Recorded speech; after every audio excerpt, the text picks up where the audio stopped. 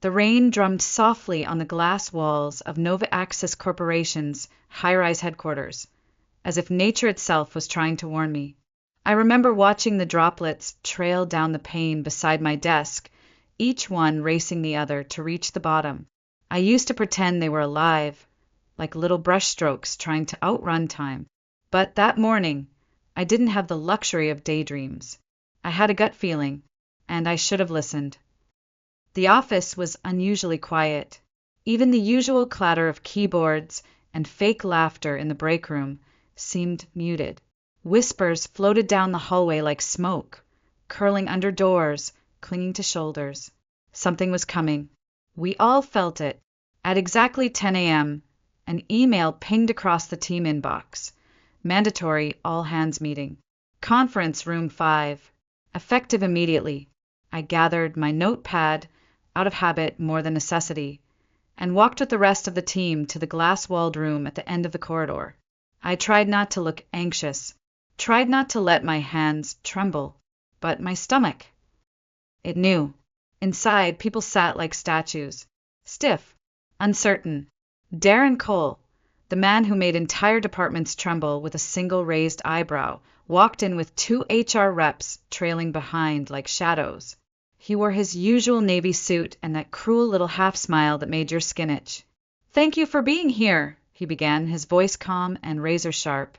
"As part of our ongoing strategic alignment, we've had to make some difficult decisions regarding departmental efficiencies." And then his eyes locked onto mine. "Camille Turner," he said, slowly, deliberately, "after a thorough performance review, it has been determined that your role is no longer aligned with the goals of this company. Effective immediately, your position has been terminated." Silence. Utter, excruciating silence. The kind that makes your heartbeat sound like a bomb inside your ears. I felt the blood drain from my face. My mouth was dry. I couldn't even swallow. No one looked at me. Not a single colleague. Not Susan from accounting, who once cried in my office after a bad breakup. Not Jared, who I helped get promoted. Not even Linda, who sat next to me for 3 years and borrowed my mug every morning. They all stared down at their laps like children trying to disappear. "You may collect your belongings," Darren continued, already moving on to the next slide in his presentation as if he were discussing printer maintenance. Not gutting someone's dignity in public. I stood, but my legs betrayed me. They trembled. Every step toward the exit felt like wading through wet cement. I opened the door, stepped into the hallway. And that's when I saw him, Raymond Carter, janitor, 60-something, always polite, always invisible to everyone else. He stood at the end of the hallway with his mop cart beside him, hands folded in front of him like he was waiting for me. His eyes met mine, no pity, just calm. Like he already knew. I tried to smile, but my lips quivered. Then he walked toward me, slow and certain, and reached into his pocket. His hand emerged, closed around something.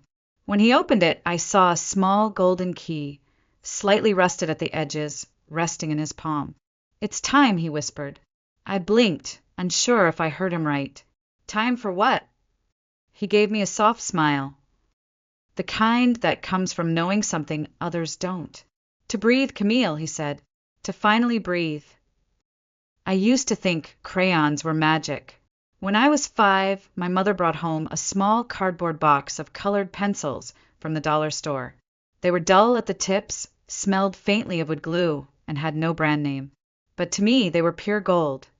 I remember sitting on the wooden floor of our cramped living room in rural North Carolina, sketching anything I could imagine.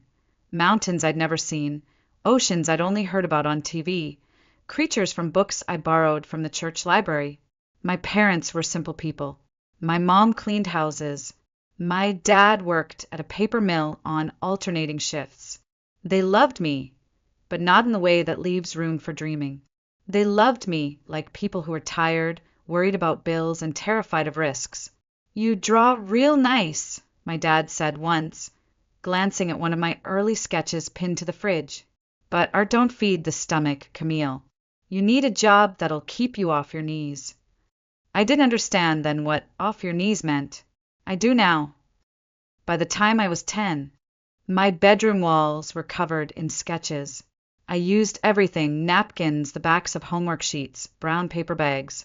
I drew late into the night, under the dim light of a desk lamp with a broken hinge.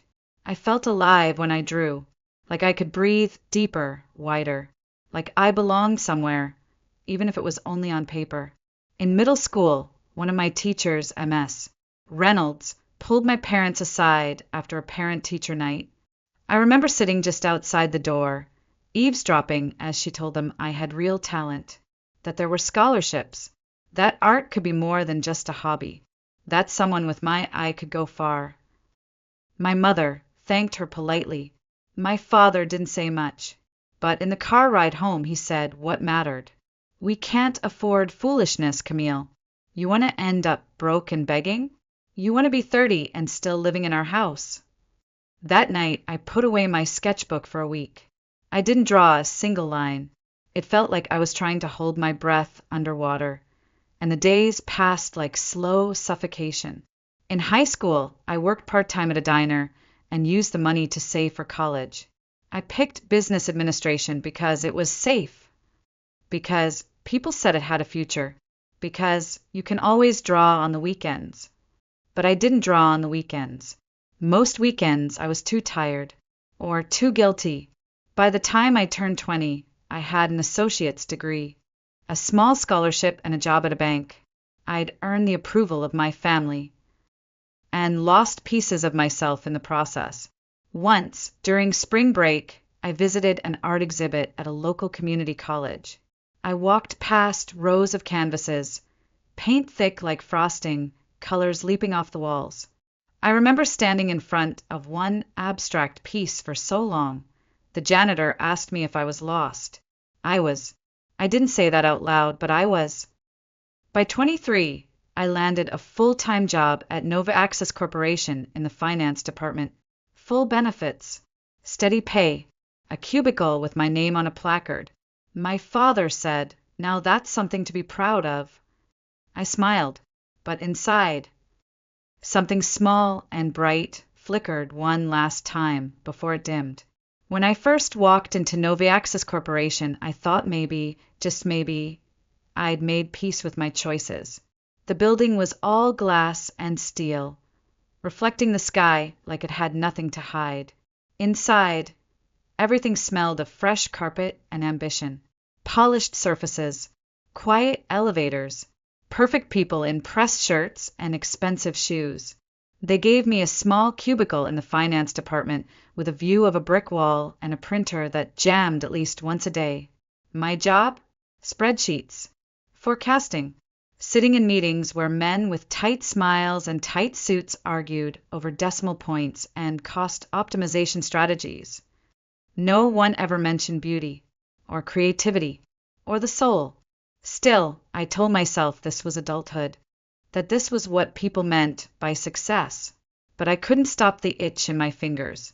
During lunch breaks, I started sneaking out to the back garden behind the building, a quiet patch of grass and 3 benches no one really used. I kept a small sketch pad tucked in my bag, its pages soft with wear. There, under the shade of a stubborn magnolia tree, I'd let my hand remember what my heart had nearly forgotten. I'd sketch the sharp lines of the building, the way sunlight danced on the concrete, the slouch of someone checking their phone in secret. I didn't draw with purpose. I drew to survive. That's where I met Raymond. He was pushing a mop bucket along the edge of the building when he saw me. He stopped, leaned on the handle, and tilted his head toward my sketchbook. "You've got the light," he said, voice gravelly but kind. "My Lorraine used to draw like that." I didn't know what to say. No one in the office ever spoke to Raymond. Most didn't even know his name. But I nodded, and that was enough. From then on, we'd talk every few days when our paths crossed. He told me about Lorraine, his late wife, a Sunday painter who never tried to sell her work, never cared if it was good enough. She painted because she had to, because, as Raymond said, it was the only way she could breathe. She set up a studio in the old tool shed behind our house, he told me once. Said it had the best light in the county. I never touched it after she passed. Couldn't bring myself to. I listened. That's all I did at first. Just listened. And in return, I told him little bits about myself. How I used to draw on paper bags as a kid. How I got accepted to an art program but turned it down. How I hadn't told anyone at work that I even owned a pencil. He never judged. Never told me I was foolish. He just said, Lorraine would have liked you. As the years passed, our conversations became my anchor. The only moments of truth in days filled with corporate jargon and artificial smiles. My coworkers? They'd barely notice me unless they needed a report fixed or file located. I was dependable, quiet, invisible. Just how Darren liked his staff. But Raymond saw me. Not the employee. Not the spreadsheet girl. Me. Sometimes I think he knew before I did that something inside me was dying. Quietly. Slowly. And that someday I'd need a way back. I used to count the windows in the office tower across from mine. 52. Each a square of someone else's life. Other people with other dreams, clicking away behind glass. I wondered if any of them ever looked back at me. But maybe I had stopped being visible a long time ago. 3 years ago, things at Nova Access began to shift. Restructuring, they called it. More meetings, tighter deadlines, fewer people. Those who survived the cuts didn't celebrate. They worked harder, smiled less, aged faster. I was one of them, the lucky ones. Darren Cole had always been unpleasant, but after the layoffs he grew. Sharper, like he'd tasted blood and wanted more. His eyes scanned every room like a predator looking for the slowest in the herd. And for some reason he chose me. He'd call me out in meetings for missing the bigger picture, even when I wasn't the one presenting. He'd CC upper management on minor errors, things that didn't matter. And when I got them right, he never said a word. Silence became his weapon, and I stupidly took it. I told myself he was just stressed, that everyone was under pressure, that if I just worked harder, he'd back off. But it didn't matter how early I arrived, how late I stayed, how perfectly I formatted those wretched spreadsheets. He kept coming, and I kept shrinking. My sketch pad, once tucked safely in the side pocket of my bag, ended up buried at the bottom of a drawer. I hadn't opened it in months. Every time I thought about drawing again, I heard my father's voice in my head, "Art don't feed the stomach." There were mornings I stood in front of the bathroom mirror and barely recognized the woman staring back. Hollow cheeks, tired eyes, a suit that fit too well because I had worn it too long. Somewhere along the line, I'd traded color for compliance, breath for balance sheets. I started sitting alone at lunch, not because I wanted to, but because no one noticed when I stopped showing up in the break room. My voice grew quiet. My laugh disappeared. I began to disappear. Raymond noticed. He didn't say much at first, just watched me as he passed in the hallway. One day he paused and said, "You're walking like you've got chains around your ankles." I gave a weak smile. "Just tired, Raymond." He didn't smile back. "No, Camille, it's not tired. It's something heavier." I wanted to cry then, right there, in front of the janitor with his mop and his eyes that saw too much. But I didn't. I swallowed it, like I always did, and walked away. That night, I went home, opened my drawer, and pulled out the sketch pad. I stared at the blank page for a long time. But I couldn't draw. My hand hovered over the paper like a ghost. I didn't know where to begin, or if I was even allowed to begin anymore. I closed the book and put it back. Some people burn out in flames. Me, I was fading. One spreadsheet at a time. I don't remember much of the walk back to my desk, just the cold hum of fluorescent lights and the click of my heels echoing louder than they should have. My name still hung in the air like a bruise. Camille Turner, terminated effective immediately, like I was a spreadsheet, reviewed, deemed irrelevant, and deleted. A cardboard box was already waiting for me on the edge of my desk. HR efficiency at its finest. Someone had even started packing for me. My framed photo of Mom, a ceramic mug that said "Introverts Unite." Separately, the little plant I'd nursed through 4 winters. And my sketch pad, dusty, untouched, still closed. I stood there for a long moment, just staring at the items of a life I no longer belonged to. Around me, people went back to typing like nothing had happened. No one made eye contact. No one said goodbye. That was the part that hurt most. Not the job, not Darren's smug voice, but the silence. The way 30 people could pretend you'd never existed. I placed the last few items in the box, lifted it into my arms, and made my way down the main hallway one last time. Each step felt heavier than the one before. I didn't know where I was going. Home, maybe. Or to the car. Or into some abyss where all the invisible women go. And then I saw him. Raymond stood just beyond the hallway bend, next to his mop cart, watching me. He didn't speak right away. He didn't ask what had happened.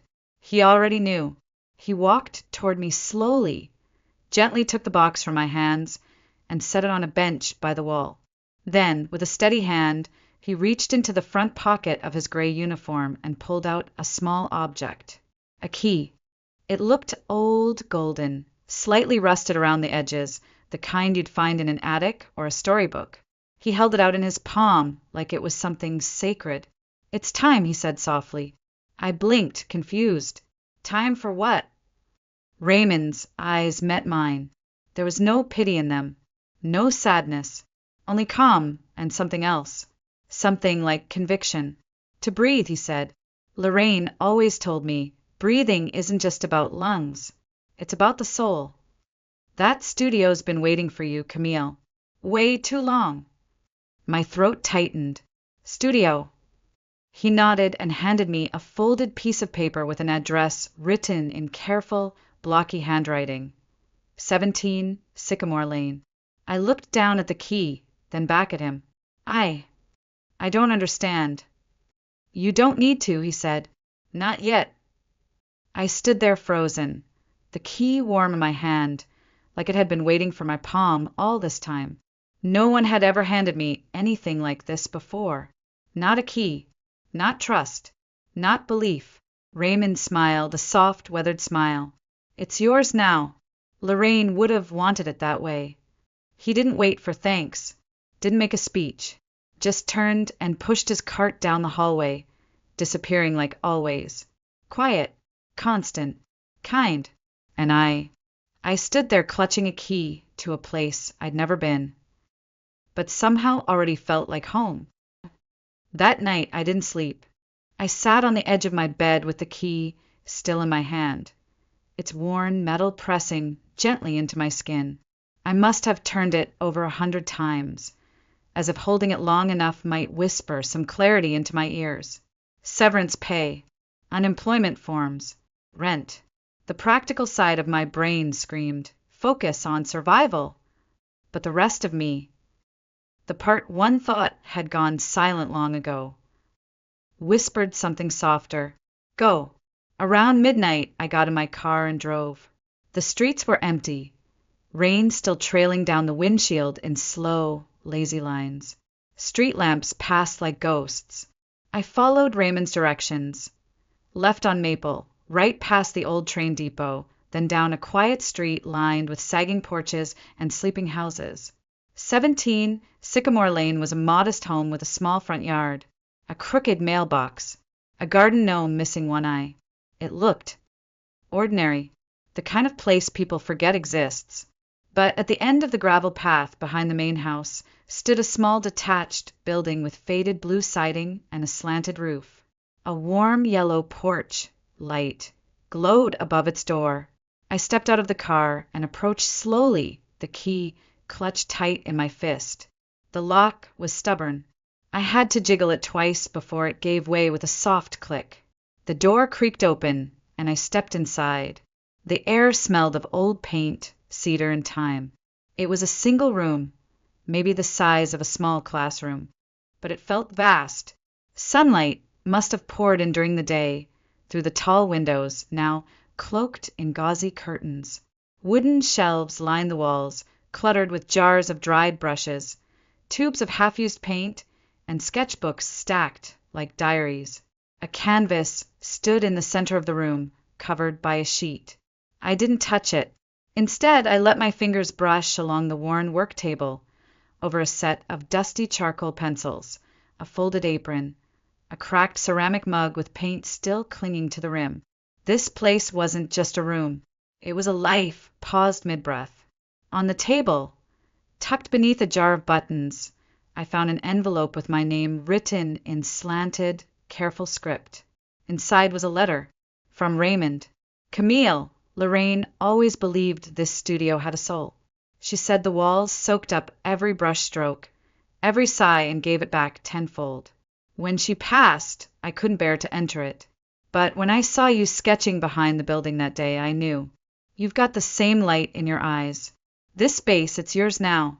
Not charity, recognition. You are an artist. Even if the world tried to convince you otherwise, life is too short to live someone else's dream. Raymond, I sank into the nearest chair, my chest heaving with a mix of grief and something that felt frighteningly close to hope. For a long while, I sat there in silence. Then, without thinking, I reached for a pad of paper in the drawer. My hands moved on their own, shaking slightly. I found a stick of charcoal, cracked but still usable. I turned to a fresh page and drew a line. It was jagged, too hard, not perfect, but it was mine, and for the first time in years I felt like I was breathing again. It started with one line, then another, and another. Every morning, I returned to Lorraine's studio like it was church. The sun poured in through the tall windows, illuminating motes of dust that danced in the air like whispers from her past. I didn't plan what I drew. I just let my hands remember. At first, it felt like exhaling after holding my breath for years. I drew what I saw: cracked teacups, flowers from the garden, the gentle slope of Raymond's back as he watered the tomatoes. I filled page after page, sometimes with nonsense, sometimes with fury. Some drawings I tore up before they even dried. Others I kept, taping them to the wall like little affirmations. You are still here. You still matter. Raymond would stop by now and then, sometimes with a sandwich, sometimes with nothing at all but his quiet presence. He never interrupted. He just sat in the corner, sometimes humming low and tuneless like a heartbeat. You've got more color in your cheeks, he said once, handing me a cup of peppermint tea. I think it's charcoal dust, I smiled. He smiled back, but gently. No, it's something else.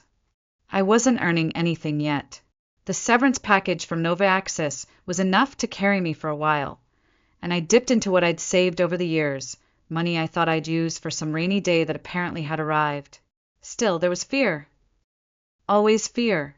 Fear that I was wasting time, that I'd run out of money, and this fragile, beautiful thing I'd found would vanish.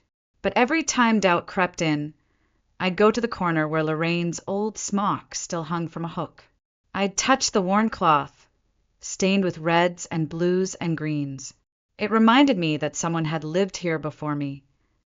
And she had dared. The first time I sold a piece, it was almost an accident. Raymond's niece, Angela, came by one afternoon with her newborn. I was sketching the baby's profile, just for practice. She looked at it and asked if she could buy it. It's just a sketch, I said, embarrassed. It's him, she said. That's enough. She paid me $50. I cried after she left, not because of the money, but because someone looked at something I made and saw value. It changed something inside me. Word spread, slowly but surely. Angela told her friends. I posted a few things online. I created a simple website, nothing fancy, just a portfolio and contact form. Orders trickled in. Pet portraits, nursery art, illustrations for someone's self-published poetry book. I began saying yes to things I would have once laughed at. A mural for a cafe. A painting of someone's backyard garden. A logo design. I was learning to live by brushstroke, by color, by gut. Within 6 months, I had a small list of returning clients. I was making enough to cover rent. And yes, I insisted on paying rent to Raymond, even though he grumbled every time I handed him the envelope. I bought new supplies, painted the walls a soft cream, installed brighter lights, but I left the essence of the place untouched. Lorraine was still here, in the quiet corners, in the way the room held warmth like a memory. On a shelf above the work table, I placed a photo I found buried in one of her sketchbooks, a black and white image of her laughing in front of a canvas, her hands covered in paint. Some days I'd whisper to it, just a thank you, just so she knew. The fear never completely left me. It clung to the edges, especially during quiet weeks. But every time I held a pencil, I felt stronger. I wasn't where I wanted to be. But for the first time, I wasn't running from who I was. And that was enough. 2 years passed, and the studio became my world. The name Camille Turner started appearing in local newsletters and gallery corners, usually followed by a modest blurb. Charming local artist, known for evocative line work and emotion-driven portraits. I laughed the first time I read that. Me known. As if the quiet girl in the cubicle ever imagined such a thing. I had enough work now to need help with admin and scheduling. A college intern came in twice a week. I built a client list, shipped art across 3 states, and had 3 cafes with my murals on their walls. None of it was flashy. None of it was easy. But it was mine. And all of it, every brushstroke, led back to him. Raymond still came by, though less frequently now. His knees were bothering him, and the winter air made his joints ache. But when he did visit, he walked around the studio like a man visiting a chapel. I think in his mind it still belonged to Lorraine. In a way it did. And maybe now it belonged to both of us. One morning, as I was rearranging some supplies, I found a photograph tucked in an old drawer I hadn't opened in months. It was small, creased at the edges, a black and white image of a younger Raymond and Lorraine, standing beside a lake, arms wrapped around each other, smiling so naturally it stopped my breath. They must have been in their 40s. He looked more relaxed. She looked radiant, cheeks full of joy, hands smudged with paint like always. There was so much life in that photo. And so much loss now that she was gone. An idea took hold of me. It wasn't commissioned. It wasn't paid for. It didn't have a deadline. But I knew, the moment I touched the paper, that it might be the most important thing I'd ever make. For weeks in between orders and online workshops, I worked on the painting in secret. I used every technique I knew, poured every part of myself into it. I didn't recreate the photo, I reimagined it. I painted Raymond and Lorraine as they might have been. Older now, wrinkles deeper, hair whiter.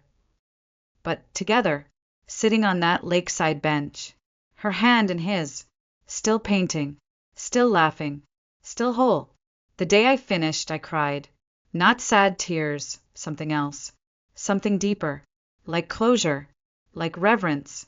I called Raymond and told him I had something I wanted to show him. He arrived wearing his best jacket, the brown corduroy one with the elbow patches. His hands trembled slightly when he held the warm mug of tea I handed him. I led him into the back room of the studio, where the finished painting stood, covered by a linen cloth. I have a gift for you, I said. He looked at me with tired but kind eyes. Camille, you don't owe me anything.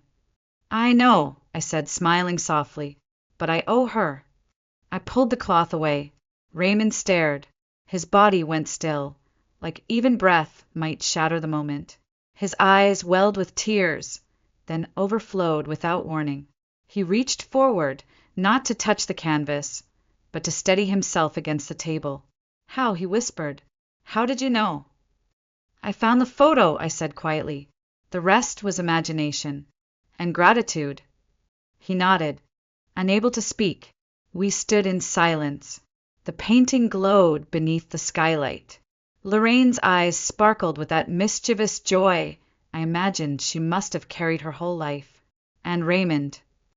Well, he looked like the man I knew, just a little more at peace. After a long pause, he turned to me, voice trembling. "You didn't just give me a painting," he said. "You gave her back to me." I reached out and took his hand. "And you gave me a future." These days, I wake up before the sun. Not because I have to, but because I want to. The studio is quietest in the early morning, before emails, before orders, before the world remembers I exist. I make coffee, pull on my paint-streaked hoodie, and sit by the tall window with a fresh canvas and a soul that finally knows peace. Sometimes I still hear echoes of that office life, the clicks of keyboards, the flat tone of Darren's voice, the weight of feeling unseen. But they've grown quieter, like voices coming from a house I no longer live in. I haven't spoken to anyone from Novi Axis since the day I walked out. No one ever reached out. No apologies. No closure. And honestly, I don't need it, because what I have now is better. A few weeks ago, I got a call from a children's book publisher. They'd seen my online portfolio. One of my illustrations had been shared in a parenting group, and they wanted to offer me a long-term contract to illustrate a full series. Not just one book, a whole series. When I hung up, I sat in the middle of the studio floor, surrounded by brushes and fabric and scraps of ideas. And I laughed, a big, open, ridiculous laugh that echoed off the walls like a choir. I didn't even realize I was crying until I tasted the salt on my lips. Lorraine would have loved that moment. So would Raymond. I still keep her photo on the shelf, next to a fresh jar of brushes and a tiny sketch of the magnolia tree I used to sit under behind the Novi Axis building. Full circle, but better, because now the tree lives only in memory. And the memory belongs to me. Last week, a young woman named Alyssa stopped by the studio. She'd been following my work online and asked if I ever took apprentices. She looked like me, years ago, eyes full of something wild and quiet, fingers fidgeting with the sleeve of her thrift store sweater. I said yes, because someone once made space for me, and now it's my turn. That night, as I stood alone in the studio, I caught sight of my reflection in the tall window. My hair was pulled into a messy bun. There was paint on my cheeks, my fingertips, even my neck. And I looked. Alive. Not perfect. Not rich. Not famous. But seen. Raymond once told me, "The right doors open at the right time, but it's up to us to have the courage to walk through them." Back then, I didn't know what that meant. Now I do. Sometimes the door is a real one, old and rusted, behind a quiet house on Sycamore Lane. Sometimes it's a canvas, or a sketch pad, or a single, trembling line drawn in the dark. But always, it's the moment you stop asking for permission to be who you are. The world didn't give me that key. Raymond did. Lorraine did. And now I hold it in my hands, not with fear, but with purpose. Because I know who I am now. I'm Camille Turner. I'm an artist. And I'm home.